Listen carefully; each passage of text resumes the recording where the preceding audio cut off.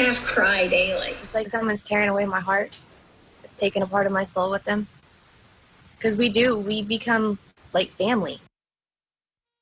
New at 6, frontline heroes. We're hearing from local nurses tonight about the reality that they face every day, caring for our loved ones, fighting COVID inside nursing homes.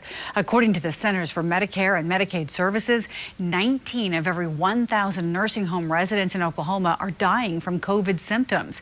Traumatic for their families and the nurses who are at their side. 2 Works View's Mason Morrow gives us a sobering look at what these nurses face every day. They can't do this anymore. We're tired. Honestly, we're tired. 7 months, 12 hours every day spent looking after the highest risk coronavirus patients in the country. We have to watch our every move around people. Nurses inside the COVID units of long-term care facilities in the Tulsa area are pushed to their limits. Covered head to toe in heavy personal protective equipment. I have an N95 that I wear. And then I have a face shield that goes over that. I have to wear a hairnet. Running up and down hallways for hours on end. Oversized jacket that I wear on top of that. It covers from my arms, like down, all the way down. And it gets hot in those, it gets sweaty. It's physically taxing. It's just, it's exhausting. The emotional toll on COVID unit nurses weighs even more. Our staff cry daily. It's like someone's tearing away my heart. Taking a part of my soul with them. Because we become like family. Since visitation from families or friends is prohibited for residents with COVID, their bedside nurses are their closest companions. Jessica Hunter, a nurse in Franciscan Villa's COVID unit, says the bond she shares with their patients makes it that much harder to watch them struggle.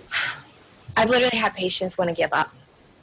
That says that they can't beat this and that they're done and they don't want to keep going forward anymore. She's seen 2 of her patients lose their battle to the virus. The final moments stick with her even after she's passed through the pressure-sealed doors. I've cared for this man for that long, and then he's gone. All of a sudden, he's just gone. The touch of a body she placed in a bag 2 hours after death burned into her fingertips. It was just so hot.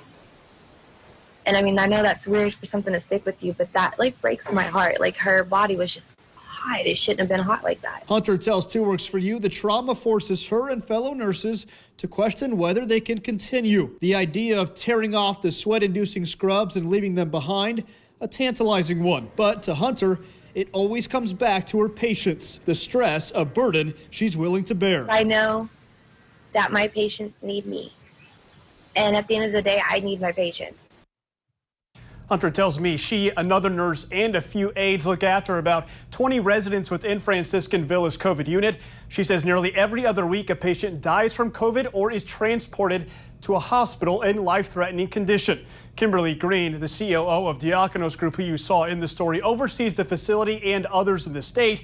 She says nurses are calling her almost daily, saying they're going to leave the healthcare industry altogether. She says they don't have any trouble bringing in replacement staff. It's just maintaining nurses that's, she's found, a challenge. Reporting live, Mason Morrow, 2 Works for You.